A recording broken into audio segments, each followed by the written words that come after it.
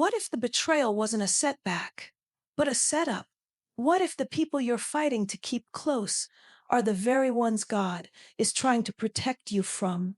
In a world full of curated loyalty and surface level connections, God is calling you to something deeper. This is not just about who you can trust.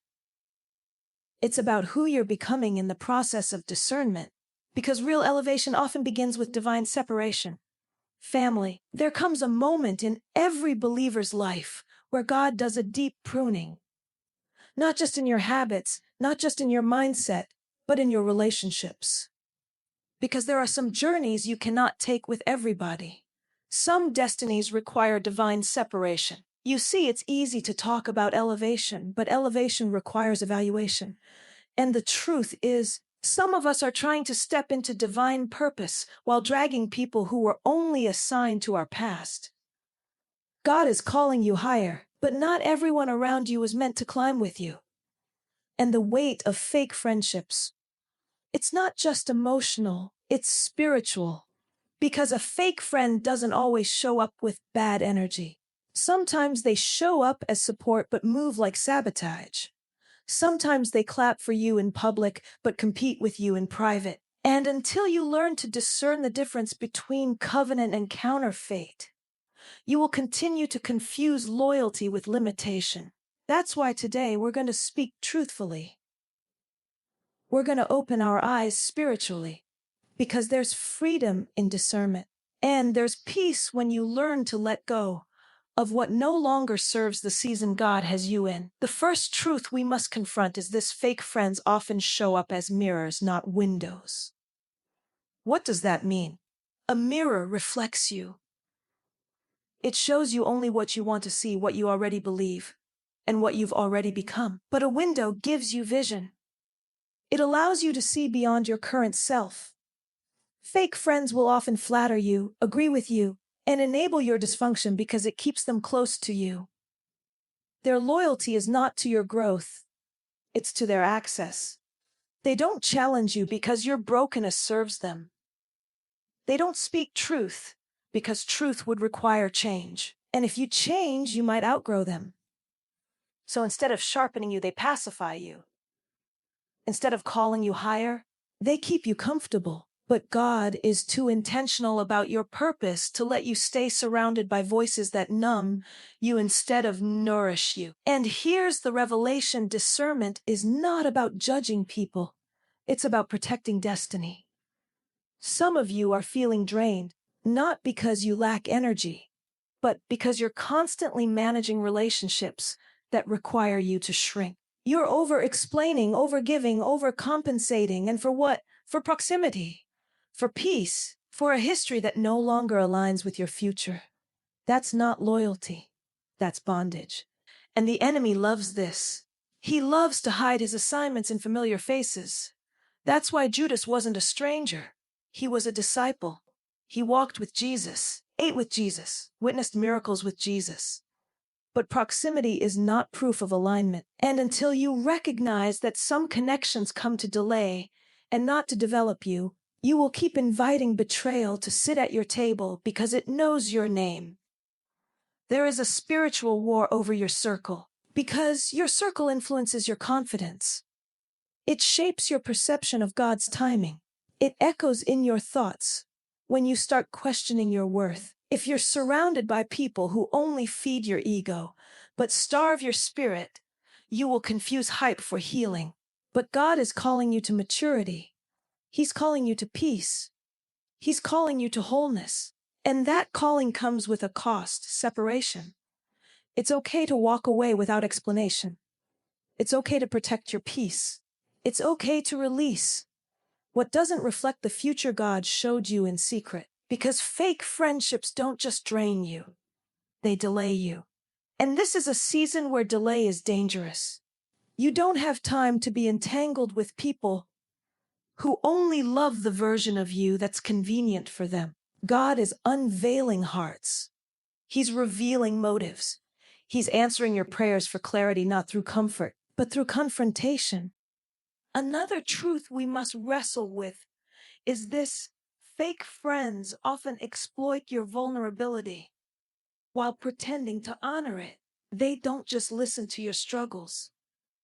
They study them, not to lift you, but to leverage your weakness when it's convenient for them. And because your heart is open, because you're the kind of person who leads with authenticity, you end up mistaking exposure for intimacy. But not everyone who sees your wounds is qualified to help you heal. God has called you to steward your vulnerability, not to spread it carelessly. And many times we think being transparent equals being trusting, but that's not always wisdom. Jesus had 12 disciples, but only 3 saw him transfigured. Even Jesus had layers to his inner circle. You need to ask yourself, why am I giving VIP access to people who don't even carry the character to be trusted with general admission? Discernment is a spiritual filter. It reveals who is assigned to you and who's simply attached to you. There is a difference between people who celebrate your calling and those who secretly covet it. And some of the most dangerous people in your life are the ones who smile in your face, but silently hope for your failure. They won't sabotage you openly, but their silence when you're under attack speaks louder than words ever could. They won't warn you of danger. They'll simply watch. And that watching spirit is not neutral. It's demonic.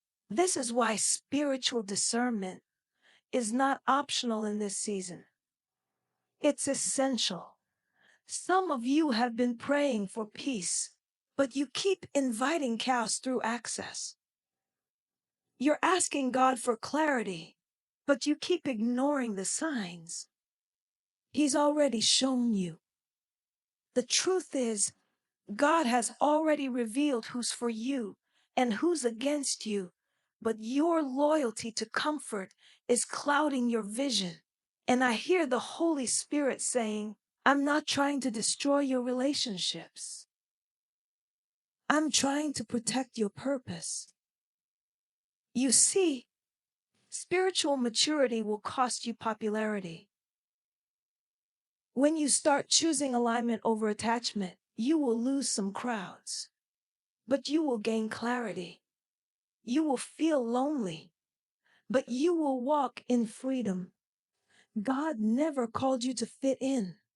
He called you to be set apart. That means not everyone can come with you into your next. Not everyone has the capacity to handle the weight of who you are becoming. And here's the challenge. Can you obey God when it means disappointing people? Can you release a friendship that feels familiar, but is secretly feeding your insecurity? Can you walk away from the ones who know your past but resist your future? Because the moment you say yes to divine alignment, your relationships will go through divine redefinition. And it's not punishment, it's pruning. Pruning is painful, but it's also purposeful. God removes so he can reveal. He separates so he can strengthen. Because the people who walk with you into destiny must be people who sharpen you, not shade you. They must be people who pray for you, not prey on you. People who push you toward purpose, not pull you into patterns. And when you have that kind of alignment, when you're surrounded by voices that speak to your spirit, not just your soul, you will see transformation. It's time to evaluate not just who is around you, but why they are around you. Are they in your life because they love you? Or are they attached to the oil you carry? Are they helping you grow? Or just benefiting from your fruit? you must begin to ask deeper questions because destiny demands discernment. And discernment is not just for choosing between good and bad. It's for choosing between good and God. One of the most deceptive traps in relationships is familiarity. The assumption that just because someone has walked with you through seasons, they are qualified to walk with you into purpose. But let me remind you, history is not the same as alignment. Some of you are keeping people close because of the time they've spent with you, not because of the fruit they bring to your life. You're mistaking longevity for loyalty. But true loyalty is not measured by how long someone has known you. It's revealed in how they respond to what God is doing in you. You have to pay attention to shifts in the spirit. Because when God begins to elevate you, people who once celebrated you will suddenly exposed by your growth. They'll call you different, as if that's a flaw, not realizing it's the evidence of God answering prayers you both used to pray together. And when someone begins to resent what you've been praying for, that's your signal that the relationship has expired. God is not petty, He's precise. He will never allow people to remain in your life if their presence threatens the promise on your life. This is not rejection, it's redirection. Some of you are mourning friendships God removed, but He saw what you couldn't. He saw conversations that happened behind your back. He heard the secret jealousy masked as just being real. He saw their inability to handle your oil, and in His mercy, He made a way of escape. Stop romanticizing a friendship that was rooted in your brokenness. Now that you're healing, the connection feels forced because it was never meant to survive your wholeness. And here's the true thing: when God begins to mature you, your spirit becomes allergic to what used to entertain you. You'll start feeling irritation in places you once felt comfort, not because something is wrong with you, but because you're growing. And growth always comes with friction. God is shaking up your relationships, not to punish you, but to prepare you. He's making room for divine connections, people who don't need access to your past to believe in your future. People who aren't threatened by your becoming, but bless it. You don't need a crowd. You need covering. You don't need hype. You need harmony. The people assigned to your purpose will not compete with you. They will contend for you. They will speak life over you in the spirit when you don't have the words to pray. They will challenge you in love and celebrate you in truth. They will not tolerate your cycles, but they will walk with you through deliverance. But before you can receive those kinds of people, you must release the ones who were never meant to last. This is your invitation to let go with grace, but with boldness. It's time to break the soul ties with friendships that are draining your destiny. It's time to detox from relationships that only show up when they need something, but disappear when you need support. And here's the deep part. Some fake friends don't even know they're fake. They're not malicious, they're just misaligned. And if you stay emotionally tied to people who are spiritually out of place, you'll find yourself battling warfare that's not even yours to fight. Not because you're under attack, but because you've stayed connected to a person God already called you release. The final layer God is calling you to examine is not just about identifying fake friends, but about becoming the kind of friend you've been praying for. This journey is not just external, it's internal. Because while we've all experienced betrayal, disappointment, and the pain of disloyalty, we must also ask, have I ever been the one who wasn't aligned? It takes a surrendered heart to be honest about the ways we've contributed to relational misalignment. God is calling us into accountability. He's calling us to heal so we don't bleed on people who didn't cut us. Some friendships ended not because they were fake, but because we projected our unhealed trauma onto someone who came with real intention. So before we cast everyone out, we must allow the Holy Spirit to examine our own patterns. Am I safe to love? Can I be trusted with someone else's vulnerability? Do I walk in jealousy when others succeed, or do I celebrate them as if it were my own breakthrough? You see, kingdom friendships are not built on convenience. They are built on covenant. They require maturity. They require the kind of spiritual depth that doesn't shrink back when correction comes.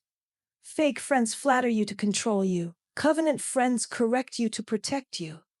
And if you are only comfortable in relationships where no one challenges you, then you're not looking for friendship, you're looking for validation. But validation is temporary. Real friendship transforms you. God is doing something deeper in this hour. He's redefining what relationship looks like for those He is calling higher. He's not just pruning the people around you. He's maturing the person within you. Because when you become whole, your friendships change.